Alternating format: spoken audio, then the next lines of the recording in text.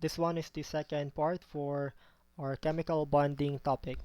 So in our previous video, we have discussed this chemical bonding between a sodium atom and a chlorine atom. So here, this one is an ionic bonding. It happens between a metal plus a non-metal, and this one, there is a transfer of electrons.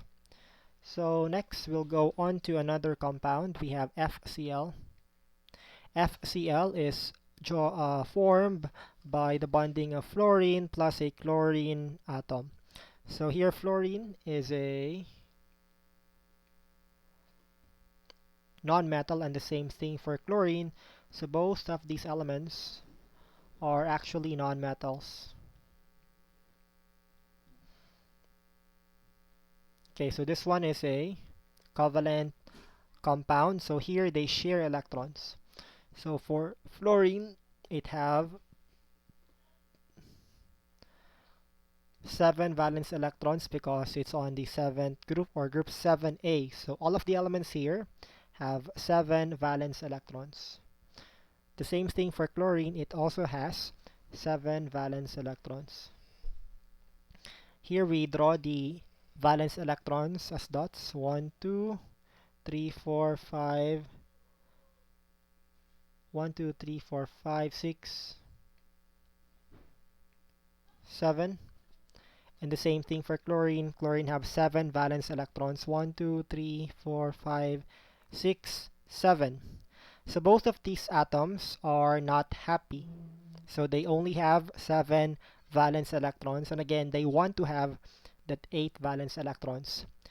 They cannot transfer electrons because they will lose and cannot form that 7 or that octet rule. So instead of transferring electrons, they share electrons. In this case, they share this one pair of electron.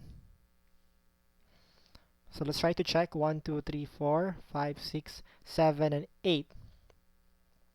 And the same thing for this chlorine: 1, 2, 3, 4, 5, 6, 7, and 8. So upon sharing this one pair of electrons, they are now happy. So this one is the electron dot structure for FCl. The next is HCl. So HCl is between a hydrogen and a chlorine atom. Hydrogen is a non-metal, and the same thing for chlorine. Again, all of the elements here are non-metals except hydrogen, so it's also a non-metal element. So both elements on this case are non-metals, therefore this one is a covalent bonding. There is a sharing of electrons. Hydrogen have how many valence electrons? That's on the first column, on the first group, therefore it has 1 valence electron. And for chlorine, chlorine have 7 valence electrons. 1, 2, 3, 4, 5, 6, 7. So here chlorine follows the octet rule, and hydrogen, again, it's a special rule. They follow the duet rule, so it only needs 2 valence electrons. So in this case, it has 1, and chlorine have 7. Chlorine needs 1 more, and hydrogen needs 1 more. So they form a single bond. So this one is the electron dot structure for HCl. We'll count here: hydrogen 1, 2, stable, and chlorine 1, 2, 3, 4, 5, 6, 7, and 8. So both atoms are now stable. Next is H2O.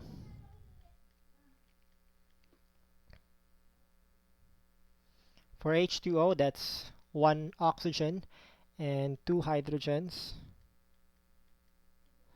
So here oxygen have how many valence electrons? Oxygen is on the 6, or group 6, so oxygen have 6 valence electrons, and hydrogen again have 1 valence electron. 1 valence electron. So obviously both of these atoms needs they need 1 more valence electrons. So these oxygen share one for each. And then 1, 2, oxygen have 6 valence electrons. So 1, 2, 3, 4, 5, 6. So let's check. Hydrogen have 2, 1, 2. Hydrogen have 2, 1, 2. And oxygen 1, 2, 3, 4, 5, 6, 7, 8. So all of these atoms are now stable. Next, we have an oxygen gas, or O2. It's formed by the bonding of two oxygen atoms. Again, oxygen have 6 valence electrons, so they have 6, 1, 2, 3, 4, 5, 6, and 1, 2, 3, 4, 5, 6. If they share one pair of electron, that's 1, 2, 3, 4, 5, 6, 7. 1, 2, 3, 4, 5, 6, 7. So both atoms are still not happy. On this case, instead of a single bond, so we call this one as a single bond because it's only one pair. Instead of a single bond, they can form a double bond. So in this case, we have oxygen, oxygen. Instead of one, they can share two. 1, 2, 3, 4, 5, 6. And the same thing for this oxygen. 1, 2, 3, 4, 5, 6. Again, the number of dots around them must be equal to its number of valence electrons. Oxygen it has 6 valence electrons. So they share these electrons. Let's check. 1, 2, 3, 4, 5, 6, 7, 8. 1, 2, 3, 4, 5, 6, 7, 8. So both of these atoms are now stable. Again, this one is a double bond. Next is nitrogen, or N2. Nitrogen is 2 nitrogen atoms. So nitrogen have 5 valence electrons. 1, 2, 3, 4, 5. 1, 2, 3, 4, 5. 1, 2, 3, 4, 5, 6. Kulang. 1, 2, 3, 4, 5, 6. Also kulang. So let's try a double bond. 1, 2, 3, 4, 5. 1, 2, 3, 4, 5. 1, 2, 3, 4, 5, 6, 7. Kulang. 1, 2, 3, 4, 5, 6, 7. So in this case, a double bond is not enough. So they can actually do a triple bond. 1, 2, 3, 4, 5. And the same thing for this another nitrogen atom. 1, 2, 3, 4, 5. Again, they share these 3 sets of electron. 1, 2, 3, 4, 5, 6, 7, 8. And 1, 2, 3, 4, 5, 6, 7, 8. So both of these atoms are now stable. Let's go to carbon dioxide, or CO2. Carbon, then we have 2 oxygens. Carbon have, again, 4 valence electrons, and oxygen have 6 valence electrons. Again, it have 4, oxygen have 6 valence electrons. So in this case, we'll check on oxygen. Oxygen have 6 valence electrons. It also have 6 valence electrons. So again, both of these atoms, they want to follow the octet rule, so they need to have an 8 valence electron. So if they have 6, they only need 2 more valence electrons. So obviously they need to have 2 electrons. So they need to have a double, or they can have those 2 valence electrons if they form a double bond.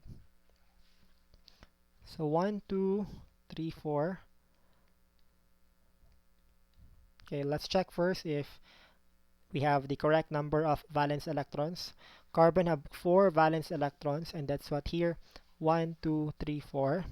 Oxygen must have 6. So 1, 2, 3, 4, 5, 6. And the same thing for this oxygen. It has 1, 2, 3, 4, 5, 6. And again, they form double bonds here. And right now, let's check whether they follow the octet rule. 1, 2, 3, 4, 5, 6, 7, 8. For carbon, 1, 2, 3, 4, 5, 6, 7, 8. For oxygen, 1, 2, 3, 4, 5, 6, 7, 8. So right now, both or all of these atoms are now stable.